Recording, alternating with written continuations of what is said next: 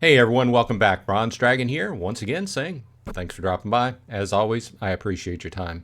In this episode, we're going to take a look at something that I found I had to work my way through as I've been diving into playing RavenQuest. That is moving ascendable cards, which are the cards you buy, the packs you buy with cryptocurrency in and out of the game.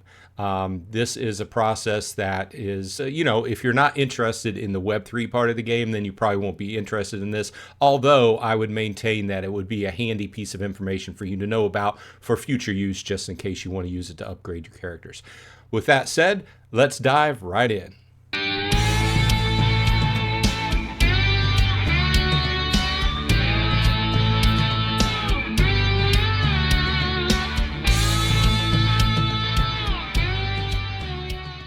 Okay, so we've discussed this a little bit in a previous episode, the difference between ascendable cards and non-ascendable. Now, you can get either one of those types of packs. If you're doing questing and things like that in the game, you're going to get non-ascendable card packs. Those cards can be used to strengthen your character and buff your character on your different skills within the game, but they cannot be minted as an NFT and traded on the blockchain. Now, if you go ahead and you buy the ascendable card packs, then you can go ahead and mint them on the blockchain and buy, sell, and trade them. So let's take a quick look here. I'm just going to go through this really quick because this tutorial is more about how to transfer the cards back and forth and buy them.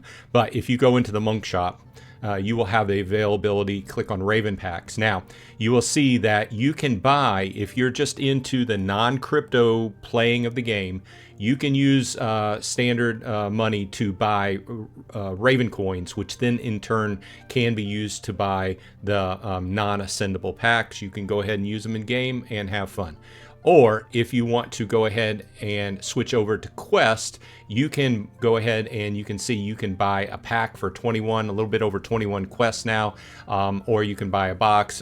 Basically, the deal is a little bit better the more you buy per pack. Or you can come over to the website, log into your account, and click on Ravenpacks, and then buy your packs here. Now, the difference being, to me, it looks like if you buy them in game, you're going to be spending Quest. If you buy them on the website, you are buying them with USDC. So I don't know if that's going to change in the future, but either way, right here on the website, you can see, like one Raven pack is $2 USDC, whereas I'm checking back on the game, it is 21.1 Quest currently. Okay, so however you get them, then you go into game and you go under Raven cards and select packs up here at the top, and you will have whatever packs you have to open. You open the cards, they go into your inventory. Okay, now at this point, what you would do is, say for instance, you bought some with crypto and you wanted to take some of those cards out of the game because you weren't going to be using them and you didn't want to burn them to buff up your other cards. Say for instance, you got a really nice card and you just wanted to sell it, make some money off of it. Well, then what you would do is you would come over here to the withdrawable inventory tab, click on that, and then select Raven cards. And then what you would do is you would select the card that you want to send on the blockchain or send to be sold, and you would click withdrawal, and then you'd have a couple more clicks, and basically know that if you are going to withdraw these cards to be sold, then it does take 72 hours to transfer them. Okay, now once the 72 hours have elapsed, they will end up over here on TokenTrove, which is where you buy, sell, and trade cards, and they will be under the My NFTs selection. And then you can take and click on them, and then you can list them and look at the competition and figure out the right price to list your cards at. Now, that is what I've covered in the past. Now, this is taken one step further. Now, what happens is what I was doing was I was shopping for some cards to upgrade my character. Now, one of the cards that I need, and I'm just going to use myself as an example, is for the spell Fireball for my mage. I do want to improve that or change that and beef him up basically. So I'm going to select Fireball here, and we can see that the cards that are available, the two cards that are available for buffing up the fireball spell in game are available here in a selection of rarities, and we can see the different prices available. I would really like the Exalted, but I'm not going to spend $69. Obviously, the rarer the card, the better effect it's going to have, the higher potential effect it's going to have. But I think I would be happy at this point just to go for a Goblin Wizard in the. Actually, I don't want the Goblin Wizard. I want the Chain Wraith.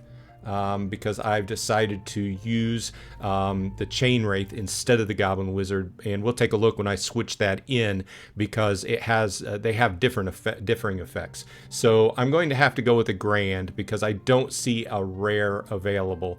So we'll go with this one. It's $3.63. You have to make sure that you have some USDC in your account, and I'm not going to show my account because it shows some personal information, but if you click this spot up here, it goes in and it will link to your wallet. I'm not going to dive into wallets and everything here. That might be a topic for a further episode, but if you are into Web3 games, there are plenty of videos out there that show you how to get a wallet and hook it up and everything. But basically, it's very easy. It's a couple of clicks. And through certain services, you can go ahead and buy that USDT and transfer it in. But with that said, you have to have it in your account before you can make a purchase. You go in here. So these are the two card selections that you have to beef up or change and amplify the fireball spell. Just using this as an example, but this works in all the different situations with all your different powers and abilities. You're going to have two cards to pick from.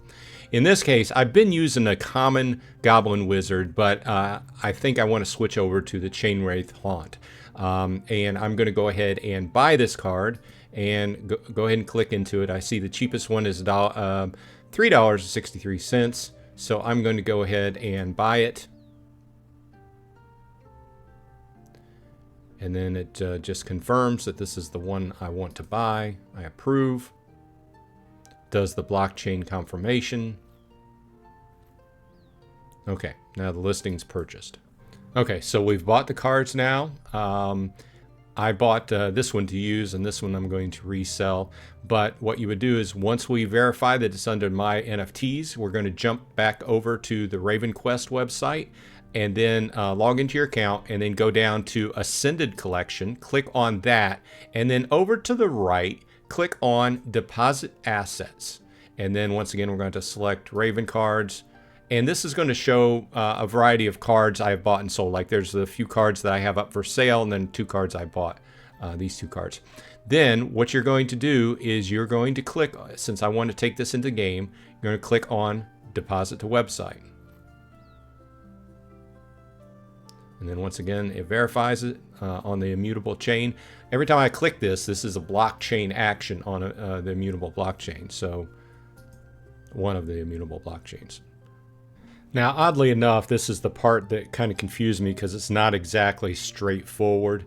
Once you click Deposit to Website, it is still on the RavenQuest website. So you have to go back under Ascended Collection again and select Raven cards here, and then it's available. And then you click this little ellipsis here and select Deposit to Character.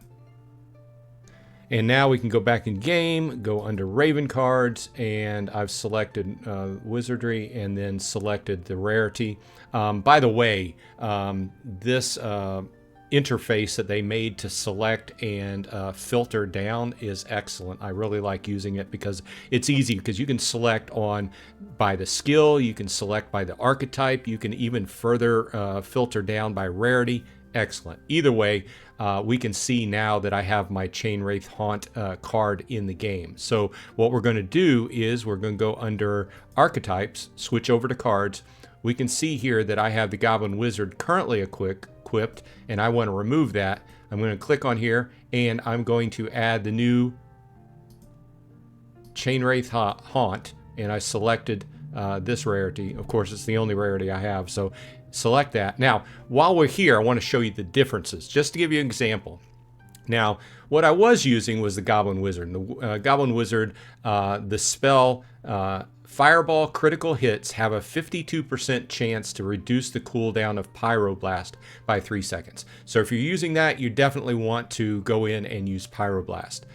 On this card, it says, Chainwraith Haunt says, each non-critical hit of Fireball increases the critical chance of the next fireball by a stacking 7% lasting for 20 seconds and up to 5 stacks. New stacks refresh, duration. So they work very much differently, but my point is you can see that these cards change how your powers or spells work and how they affect.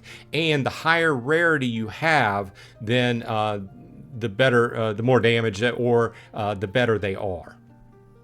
Okay, we have the new one equipped now, and I can start taking advantage of that. I did want to point out one other thing that's kind of a little bit related. The other way you can take and you can increase the rarity of your card is going here under Raven cards, selecting what you have, which one you want, limiting down, finding the card wherever it is, and then selecting upgrade. And what this does is this gives you a different in-game situation where you can upgrade your cards. You don't have to necessarily go off and buy on off the chain, the blockchain. Okay, they do have a system in place where you can burn unneeded cards and then use those, use the crystals you get off that to increase the rarity of your card. So that's going to be, unless I can find a good deal on another one of these cards, it's a higher rarity, I'll probably be taking this card and generally over time increasing the rarity of it. So, okay, well, this has been Bronze Dragon,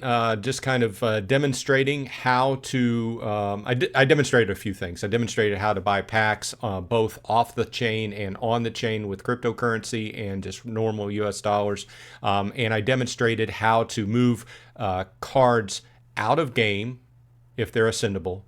And then I also demonstrated how to buy cards off the blockchain and move them into the game. So if this helped you out and you found it interesting, please leave a thumbs up and subscribe if you're not already subscribed for more RavenQuest videos, because I know I'm playing it probably more than I should have, and should be rather. And also, if you're not playing it and you want to try it out, check out my referral code in the show notes and get yourself some free packs. Like I said, you can play free to play. You don't have to pay to play. You don't have to even deal with the blockchain if you don't want. Either way, I'm going to continue making these videos once in a while because I'm enjoying the game. I hope everyone on your side is happy and healthy. And hey, tell me in the show notes what you're enjoying in RavenQuest if you're playing RavenQuest. And if you decided not to play RavenQuest, let me know as well. Interesting to discuss.